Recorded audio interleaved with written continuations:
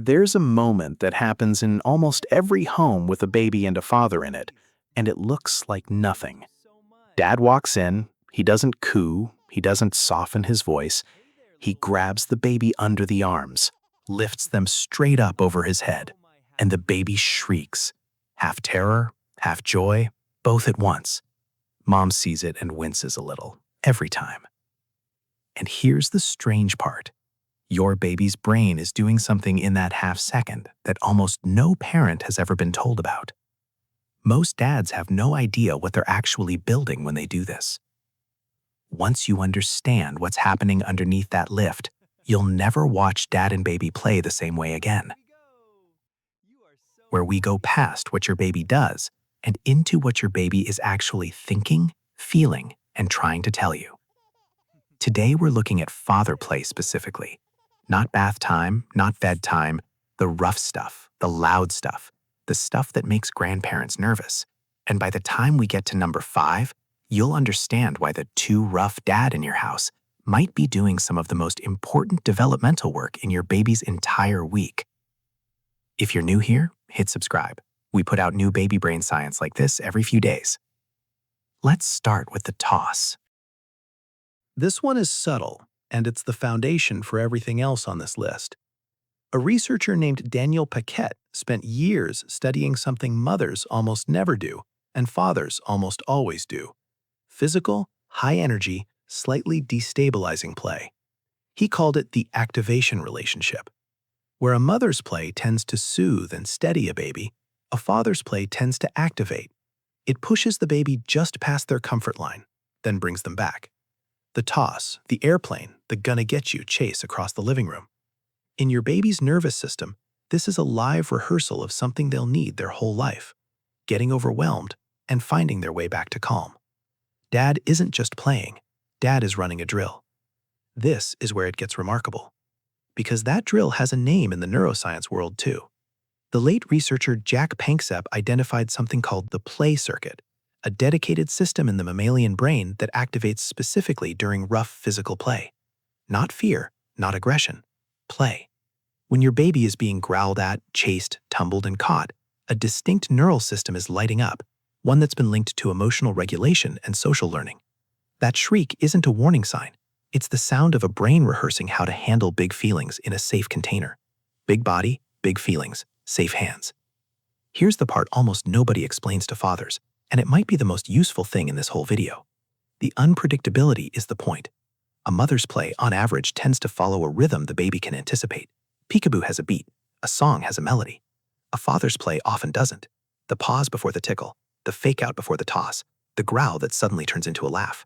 Researchers who study parent-child play have consistently found that fathers introduce more novelty and more surprise in physical play than mothers do, on average. And a baby's brain treats surprise as data. Every time your baby doesn't know exactly what's coming next and survives it laughing, they're building a tolerance for uncertainty. Surprise followed by safety becomes a lesson the body remembers. If this is giving you something real, take a second to subscribe or like. It genuinely helps us keep making these, and we put out new science like this every few days.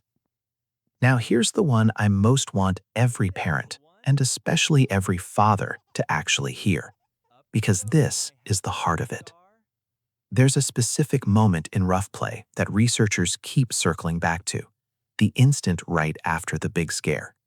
Dad lifts the baby high or growls and lunges, and there's a flash of real uncertainty on the baby's face. A half second where the baby is checking, is this safe? And what the baby does next is check dad's face, not mom's, dad's.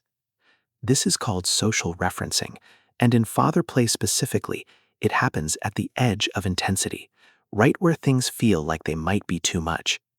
If dad's face says, "We're okay," the baby's nervous system downshifts in real time. That's not a small thing. That is a baby learning, over and over, in a body they can feel, that big and scary and uncertain can still be safe. That lesson doesn't come from being protected from intensity. It comes from being walked through it by someone bigger who isn't afraid. You are not just playing. You are teaching a nervous system what safety feels like on the other side of fear. That's the pattern that repeats, quietly every time it happens, you're not just playing, you're building a person who knows what safe but uncertain feels like, and that knowledge will serve them long after the game is over. So let's talk about what this actually adds up to later.